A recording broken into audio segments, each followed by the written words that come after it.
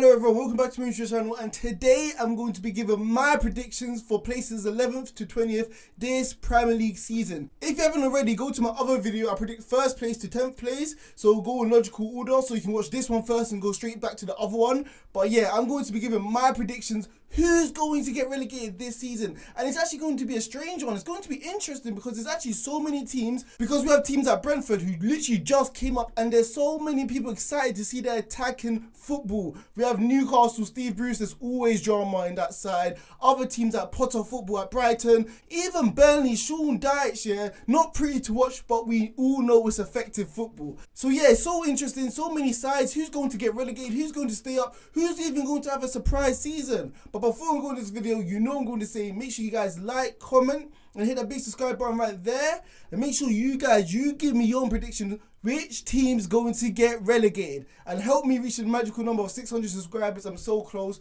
But yeah, thank you. Let's go straight into the video right now. So 11th place, I think this might be surprising, but I'm going to go with West Ham. And I know it's strange because they just finished 6th last season. You're predicting them to finish in the lower half of the table this season. Yes, man, because we've seen it with Wolves. Like, we've seen teams have good seasons, but obviously they will drift off. For West Ham, I feel like it benefited them so much that they didn't have fans in the stadium, because we all know those East London fans, they'll put pressure on David Moyes, especially if they don't play the West Ham style of football. Literally not having that pressure, not hearing those boos, literally did not destroy the players' confidence like we've seen in seasons in the past. So that literally helped West Ham. So it's going to be interesting. If West Ham don't make a good start and they don't play good football to the eye, West Ham fans might turn on David Moyes, although he just signed a new contract. But when the atmosphere is bad at West Ham, it can lead to a very, very poor season. But I don't think they'll finish anywhere lower than that. I think 11th is literally the lowest they can finish. But I just don't feel like they're going to have a great season. Yes, they have talented players like Bowen, who had a great season last year. You still have Antonio, who's very good. Rice and Soucek, one of the best two partnerships in the Premier League in terms of the midfield. Obviously, got so many talented players, and they are very well organised, and they know how to keep clean sheets. But I'm telling you, if Antonio, who's not really that typical orthodox striker, gets injured, West Ham don't have any other backup players to literally plug in there. He's their only out-and-out striker, and that's even if you call him a striker, because I don't know if he prefers playing on the wing, but I think he plays better there.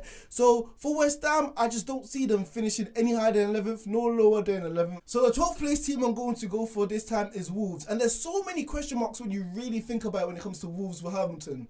They fired, resigned, whatever. Santos left. You literally have Moutinho, who's just about to leave. You got their goalkeeper Patricio's going to leave as well. So there's going to be holes in that side. And it's a strange season because we don't know what style of football they're going to play. We don't know much about this new manager.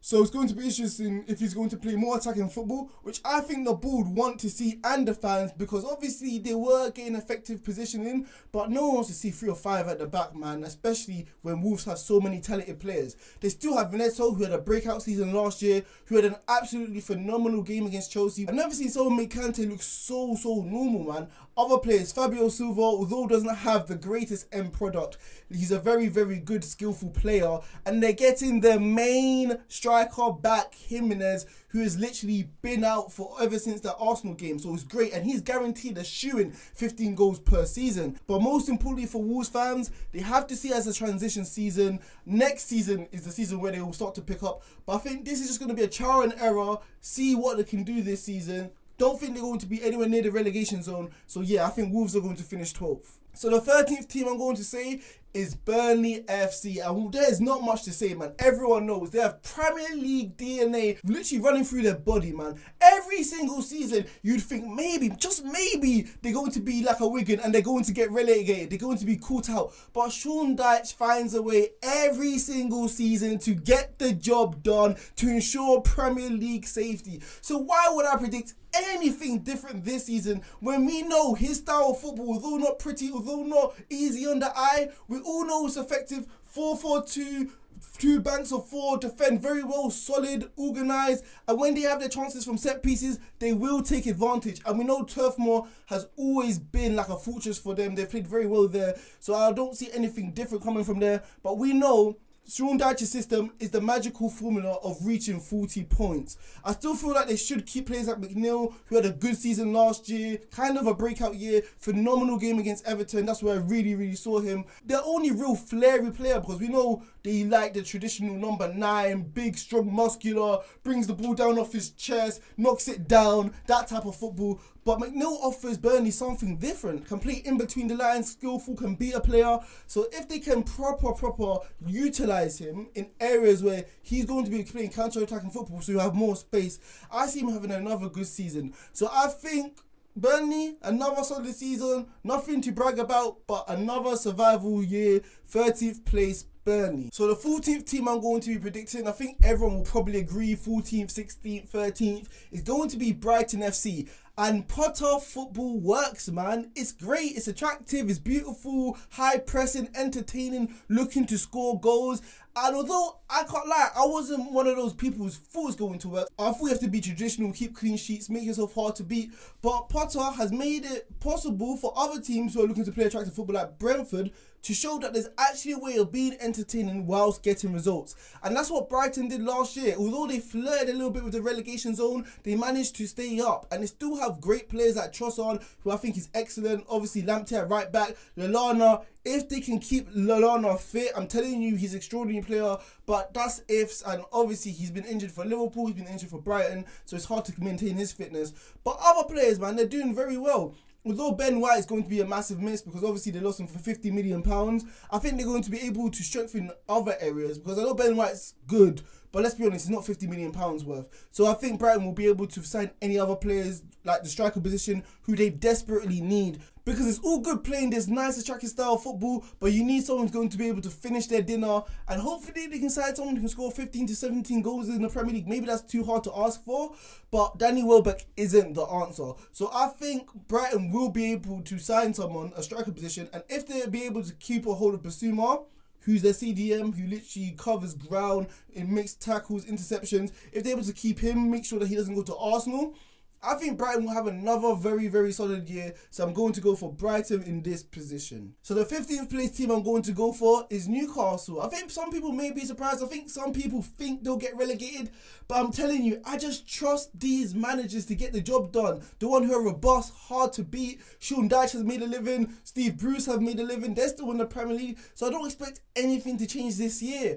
Although, like I've said with West Ham, Newcastle have the exact same problem. When it goes bad, it goes bad. The atmosphere, the mood around the club, it's just horrendous. So fans back into the stadium watching Steve Bruce ugly football, it's not going to bode well. And we may see the confidence of the players start to fade. So hopefully Newcastle need to make a good start. But if they sign players like Willock, who had a great end to the season when he joined Newcastle on loan, if he stays, that's going to be a coup for them. Other players like St. Maximum looking like he's going to stay. I don't know why any of the big clubs haven't gone in after him.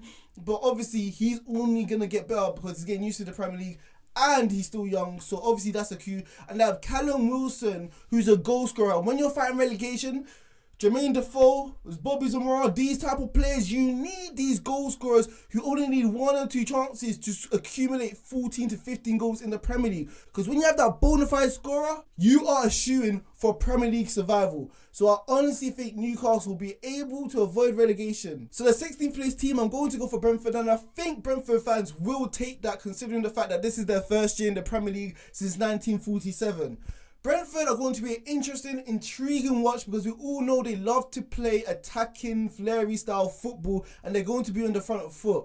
They're going to be exciting to watch. I don't know if they're going to be exciting as Leeds, but we saw last season in the Championship, they accumulated 79 goals, the most in the Championship. However, they were quite leaky, which might be a problem coming into the Premier League season this year. I know they made some signings from the Celtics centre-back, made sure that he got his medical done to ensure that he's going to be able to shore up the defence of Brentford.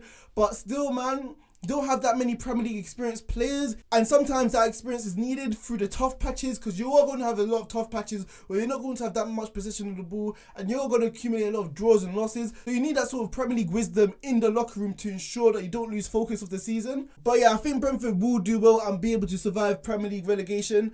I know people are saying maybe Brentford 12th or 11th, but I feel like you're disrespecting the Premier League if you're doing that because Honestly, like I've said, they don't have Premier League experienced players. You just can't come up to this league and think you're going to be able to dominate possession, 70% of the ball. We've seen Norwich and Fulham do it in the past, where they literally be yo-yo clubs and come up thinking that they can destroy teams and they go right back down. You have to show these Premier League sides respect. You have to show that this is a different level. Show that you actually have appropriate fear. Not fear to the degree where you're parking the bus, but know that on any given day you can lose. It's not going to be a walkthrough like you've been doing in the Championship for the last few years.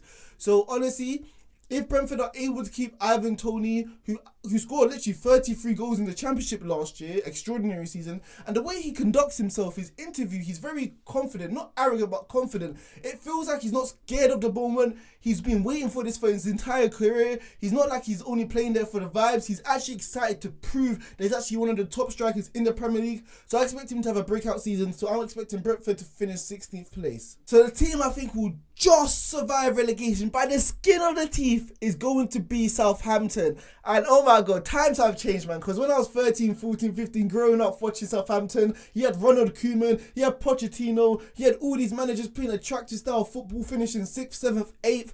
Extraordinary stuff, but now they've just teetered. They've gone lower and lower in the Premier League, and it doesn't look like it's changing. It's just like they're in a stale place. They're not going anywhere, no real direction. They did start last season very well, but just teetered off, and it just looks like they hung on to the points they already earned.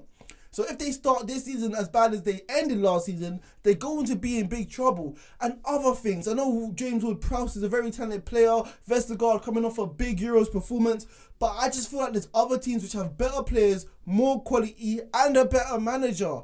Danny Ings is going to be the pivotal player, because if Danny Ings doesn't stay at Southampton, how on earth are they going to survive? You remember what Danny Ings did 2 years ago, right? Danny Ings was responsible for 30 to 40% of their goal contributions 2 years ago, which helped them survive in the Premier League. If Danny Ings leaves and goes to a bigger club, expect Southampton to leave as well, dip out of the Premier League, because honestly, you need that 20 goal per goal scorer in the Premier League to have survival, man. We've seen so many players do in the past, Loic Remy, Bobby Zamora, Defoe, these guys, yeah, and Danny Ings fits into that category. So I'm not going to write Southampton off if they're able to keep Danny Ings. So that's the main reason why I think they're just about to survive relegation. It's going to be close, but that's why I have them finishing 17th. So the 18th place team I'm going to say is Crystal Palace. And I think people are going to be very surprised. You got Eze, you got Zaha, you got so many of these talented players. Even Benteke, who looks hit and miss, but has been performing consistently kind of in the last year or so. So why am I predicting them to get relegated? Roy Hodgson's gone. And as much as I hate Roy Hodgson as a manager, because I'm a Liverpool fan and an England fan, oh my God, 2016 Iceland, that's what I have to say, 2014 as well in the World Cup. He has been great in the Premier League. Like, he ensures stability, he ensures organisation, he ensures that his teams are able to keep clean sheets and make sure that they're hard to beat. And now you have this prominent figure who's now gone, bringing in a manager who has no Premier League experience in Vieira. Great player. We don't know if he's going to be a great manager. Yes, we've seen him in New York manage them and do quite well. But other than that, man, he's just has a, average career as a manager. And this guy is not used to losing. As a player, he's never lost. Like, as an Arsenal player, Arsenal legend, Juventus, not used to losing. This guy's going to be thrown into the deep end. He doesn't know what it feels like to be in a tussle, fighting for your life, fighting for relegation survival. He doesn't know what it feels like when you're losing, drawing all the time. He doesn't know how to deal with this. He's not going to have the experience and the know-how to literally try and motivate the players to ensure that you're going to be able to survive this season. And I know he's going to be wanting to be an attacking brand of football, but we saw with Crystal Palace 4 or 5 years ago. Why don't they learn their lesson? We saw Van Boer do this. Came into the side, literally lost 6 games in a row. The worst Premier League manager of all time, and he got sacked in 6 games. So why do you expect a manager with no experience to have different philosophies and to actually have some sort of success? I don't. So that's why I think Crystal Palace are going to get relegated. And if they do, Eze and Zaha, there's always space at Liverpool on the bench. So the 19th place team is Norwich. And I'm actually fed up with them. I'm actually angry thinking about Norwich here. You actually deserve to get relegated. Not the fans, the team. And I think, honestly, I think the board don't care about Norwich. Every single year, yo-yo clubs. There's 3 or 4 of them, like West Brom, Norwich, Watford. These guys are yo-yo clubs. They don't care. All they care about is making the money in the big time, get relegated, making money again. That's all they do. No ambition. And if they actually had ambition, they would have kept Buendia, your star man, the guy who was literally the player of the year in the Championship, and you sell him to a rival. Literally, No ambition whatsoever. And it doesn't even look like you're investing the money in anyone good. Obviously, they still have players like Max Aarons, Cantwell, who have been good. But other than that, they don't really have that much quality. I thought 2 years ago they had a better chance of survival. So why on earth now, when their squad looks probably even worse, that they're going to survive? So I'm predicting them to finish 19th. Literally, they're going to go back down, and we're going to see them back in 2022, 2023, man. So the 20th place I'm going to be predicting is Watford. I don't know if people are really shocked by this, but they don't really have that much Premier League experience. I know they signed Joshua King, played for Man United, played for Bournemouth, has been doing well for Watford as well on permanent. But anyone else, there's just been a lot of loans, no real talent, no real Premier League experience, no Premier League DNA within that side. No one is going to grab the game by the scruff of his neck and ensure that Watford are going to be able to survive. So yeah, I don't feel like they have a good squad compared to the other competitors in and around, because Southampton, Crystal Palace, I can really name star players like Ings and Zaha and Eze and all these other players. Even if you go higher up, St. Maximin for Newcastle, these guys will win games on their own at times against lower side teams. Watford doesn't even have that star man, that talisman, where every single player can be inspired by the performance and ensure that they'll be able to perform at that level. So when it comes to literally Watford, yeah man, no brainer, I'm going to be predicting a 20th place finish.